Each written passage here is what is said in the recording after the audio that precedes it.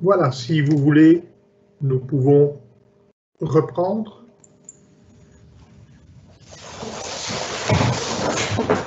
Nous pouvons reprendre avec la troisième partie, les questions qui demeurent. Alors, en premier lieu, l'établissement en base d'affectation, quel cadre et quel contrôle?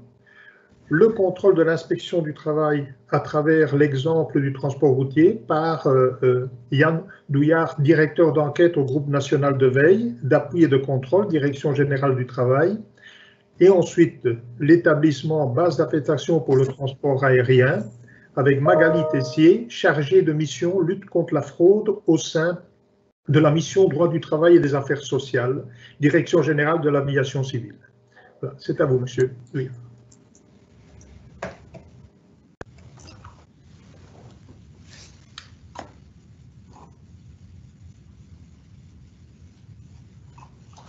Bonjour à tous. Je ne sais pas si on m'entend. C'est parfait. Oui. Donc, oui, pour ma part, je vais vous présenter l'approche de l'inspection du travail concernant la mobilité des conducteurs routiers. Mais avant toute chose, je vais vous préciser en quoi consiste le GENVAC dont je fais partie. Il s'agit du groupe national de veille, d'appui et de contrôle qui est rattaché à la Direction générale du travail. Et c'est une unité d'intervention du système d'inspection du travail qui a une compétence nationale. En fait, il a pour objet d'apporter un appui aux opérations qui nécessitent une expertise particulière. Il accompagne les services d'inspection du travail ou coordonne leur contrôle. Donc, ma présentation va porter sur les transports routiers, mais l'inspection du travail s'occupe de tous les secteurs et de tous les modes de transport. Et nous avons fait un certain nombre d'interventions de lutte contre la fraude au détachement dans les secteurs des transports fluviaux ou aussi des transports aériens. Pour tous ces secteurs-là, le partenariat avec d'autres corps de contrôle est particulièrement important puisqu'on a une réglementation de transport très spécifique et donc des corps de contrôle spécialisés qui dépendent du ministère chargé des Transports. Donc le partenariat, par exemple en transport routier, avec les contrôleurs des transports terrestres est vraiment essentiel. Alors, le contrôle du détachement des conducteurs routiers est vraiment particulier pour l'inspection du travail parce que l'inspection du travail elle a plus l'habitude d'opérer des contrôles dans des établissements, sur des chantiers, sur des sites bien identifiés.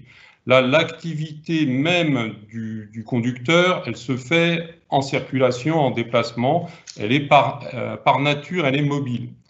Donc, l'inspection du travail a renforcé son action de contrôle sur les routes pour pouvoir mieux appréhender la question du détachement des conducteurs routiers. Mais ça suppose toute une coordination des contrôles, c'est un peu plus contraignant.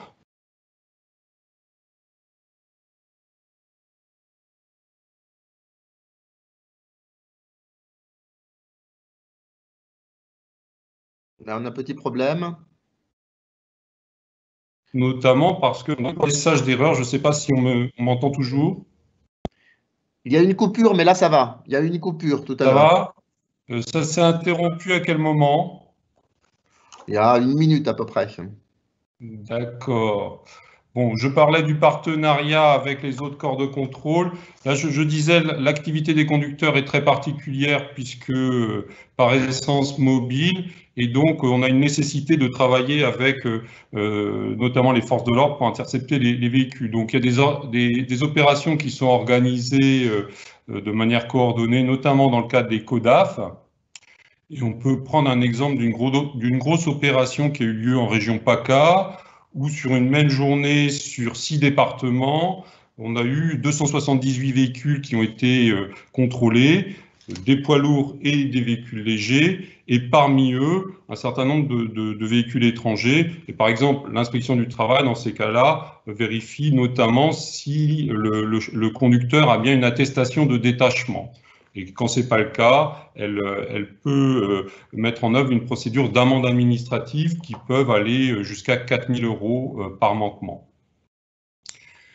Alors, en matière de contrôle des conditions de travail des conducteurs, il y a un point d'attention particulier qui a déjà été évoqué un petit peu tout à l'heure, concernant les conditions d'hébergement des conducteurs et cette pratique de faire dormir les conducteurs à l'intérieur du véhicule. Pour nous, Inspection du travail, c'est un aspect préoccupant en matière de santé et de sécurité au travail. D'abord parce que si le repos n'est pas pris dans de bonnes conditions, on accroît les risques de baisse de vigilance, d'accidents de la route ou d'accidents au moment des chargements et déchargements. Et puis, on a un certain nombre d'informations qui nous remontent, qui font apparaître un nombre de décès suite à malaise chez les chauffeurs détachés qui paraît surreprésentatif par rapport à la population concernée. Alors, ça a été dit aussi tout à l'heure, il y a des nouvelles dispositions qui encadrent cette question des conditions d'hébergement. Il y en a certaines qui sont entrées en vigueur ces dernières années. Donc, elles ne sont pas encore complètement intégrées dans les pratiques de contrôle, mais ça se développe. Et on a déjà eu un certain nombre d'opérations. Par exemple, en centre Val-de-Loire, on a contrôlé sur un parking de stationnement des chauffeurs qui dormaient soit sur la partie banquette passager, soit même à l'arrière du véhicule avec le chargement, donc sans chauffage, enfin sans conditions d'hébergement dignes. Donc pour nous, Inspection du travail, c'est vraiment un sujet de préoccupation. Mais au-delà de cette approche par véhicule, par conducteur, on a aussi une approche en termes de plus administrative de lutte contre les fraudes au détachement. Donc là, on n'est plus sur le détachement régulier, on est sur un détachement détourné, un détachement illicite. Et là, on peut schématiquement distinguer deux grandes formes de fraude. La première, c'est la fraude à l'établissement. Donc, une entreprise établie à l'étranger, c'est vrai pour une entreprise de transport comme pour les autres entreprises, ne peut pas se prévaloir du détachement sur le territoire français si elle y exerce une activité habituelle, stable et continue. Elle doit s'y immatriculer. Alors, pour les transports routiers, c'est encore plus difficile de démontrer cette fraude parce que l'hypermobilité des conducteurs fait qu'on a une très forte rotation des conducteurs qui passent d'un pays à l'autre et ça peut donner le sentiment qu'il n'y a pas une continuité de l'activité des conducteurs.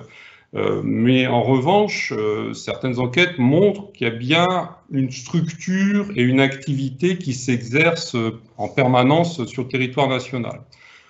Donc, je peux prendre un exemple de dossier où il y a eu à l'origine un contrôle commun entre les contrôleurs des transports terrestres et l'inspection du travail. Là, l'enquête a eu lieu chez un commissionnaire de transport, donc un donneur d'ordre, qui faisait appel à une entreprise basée dans un autre État membre. Mais l'analyse des données a prouvé qu'en réalité, elle exerçait sur plus d'une année une activité sur le territoire national, soit à travers des formes de cabotage plus ou moins licites, soit au départ ou à l'arrivée de la France. Et en revanche, dans le pays d'établissement, l'activité semblait extrêmement faible, mais l'employeur se refusait à fournir les éléments. En tout cas, il apparaît que cet employeur était lui-même domicilié en France et tout portait à penser que son établissement était une pure coquille vide. Donc, dans ces cas-là, on est en présence d'une dissimulation d'activité, ce qui, en droit du travail, est un délit. On a une autre forme de fraude de manière très schématique qui intéresse aussi l'inspection du travail, c'est la mise à disposition frauduleuse de travailleurs. Alors là, en réalité, l'entreprise de transport n'est pas vraiment une entreprise de transport. Elle a une fonction surtout de mettre à disposition des conducteurs d'un donneur d'ordre qui est basé en France.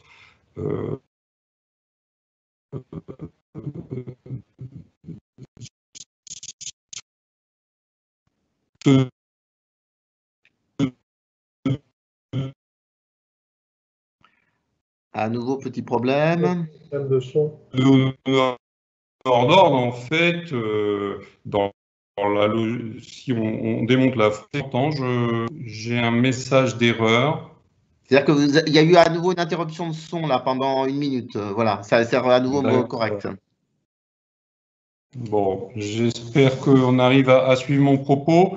En tout cas, là, je parlais de la question de la mise à disposition frauduleuse de travailleurs en citant un exemple où dans une entreprise établie dans le nord de la France, un inspecteur du travail a constaté la présence de chauffeurs qui venaient d'un autre État membre et qui revenaient régulièrement dans cette entreprise et qui conduisaient des camions de cette entreprise française. Et en faisant son enquête, il s'aperçoit que ces conducteurs sont salariés d'une entreprise basée encore dans un autre État membre, un troisième État membre, et qu'ils étaient salariés, mais ils ne faisaient que de percevoir un salaire de cette entreprise. Ils ne la connaissaient même pas, ils ne connaissaient pas les interlocuteurs de l'entreprise, et tout était organisé depuis l'entreprise française. Et l'enquête a aussi montré qu'au final, les dirigeants des deux entreprises, celle qui est en France et celle qui est à l'étranger, étaient en réalité les mêmes personnes. Donc là, on voit, c'est un mécanisme qui consiste simplement à aller prendre une main-d'œuvre avec des coûts sociaux moindres et une protection sociale moindre pour la mettre à disposition d'une entreprise de transport. Alors après, ce qui complique un peu les choses dans les transports, c'est le phénomène de location de véhicules où l'entreprise établie à l'étranger peut louer des véhicules. Donc ça, c'est une difficulté qui vient s'ajouter. Et je pense que c'est important de comprendre que toutes ces opérations font face à un certain nombre de difficultés, à commencer par la complexité de l'ensemble, complexité qui est vraie pour tous les sujets de détachement, mais alors en transport, on se trouve en présence d'un autre cadre réglementaire, d'une hypermobilité des chauffeurs, et puis finalement, on a du mal à s'y retrouver dans toutes les réglementations applicables dans chaque pays. Donc, cette complexité accrue rend les opérations de contrôle encore plus chronophages, et donc on peut moins consacrer de temps à un nombre de dossiers plus important. L'autre difficulté, c'est la dimension internationale, et à commencer par la difficulté des langues, parce que surtout quand on fait des contrôles sur route, pour savoir à l'avance quel interprète faire intervenir, c'est particulièrement compliqué. Et puis, il y a une difficulté au niveau judiciaire, car c'est une thématique complexe qui doit pouvoir trouver sa place devant les juridictions pénales. Et les juridictions pénales, parmi toutes les affaires qu'elles ont à traiter, elles ne peuvent pas forcément s'investir dans des délais réduits sur des dossiers aussi spécifiques et aussi complexes. Par rapport à ces difficultés, le système d'inspection du travail s'est quand même beaucoup adapté. D'abord en changeant l'organisation des services pour tenir compte des spécificités. Il y a eu des entités spécifiques créées pour traiter les questions de transport, comme les référents transports régionaux ou nationaux. Il y a des sections d'inspection du travail avec une dominante transport. Et puis, par rapport aux fraudes complexes, on a des entités comme le GENVAC ou les URACTI au niveau régional qui peuvent plus se pencher sur la question de la fraude complexe et en plus qui ont une compétence territoriale plus large qui permet de voir plus largement les ramifications. L'autre évolution majeure en matière de traitement des dossiers par l'inspection du travail, c'est une approche par les sanctions administratives. Cette approche permet d'être beaucoup plus réactif par rapport à des manquements constatés, notamment grâce aux amendes administratives. En conclusion, quelques éléments de perspective. D'abord, on voit l'importance du partenariat interservice dans cette matière et il faut encore le développer. Ensuite, on a vraiment besoin d'un renforcement de la coopération internationale. Alors, il existe déjà des outils. On a notamment le bureau de liaison qui est rattaché au Geneva qui permet de solliciter les corps de contrôle des autres États membres. On réalise aussi des actions conjointes avec d'autres inspections, mais il faudra aller plus loin. Et d'où le rôle des agences. Alors, on a l'AET, l'Agence européenne du travail, dont il a déjà été question, mais il y a aussi d'autres agences en matière de transport qui pourraient intervenir. Puis, dernier point pour conclure, on a parlé du paquet mobilité, il n'est pas encore complètement entré en vigueur, mais il va forcément nécessiter un ajustement des méthodes de contrôle de l'inspection du travail compte tenu du nouveau cadre réglementaire. Voilà, c'était mon point de conclusion. Donc, je vous remercie de votre attention.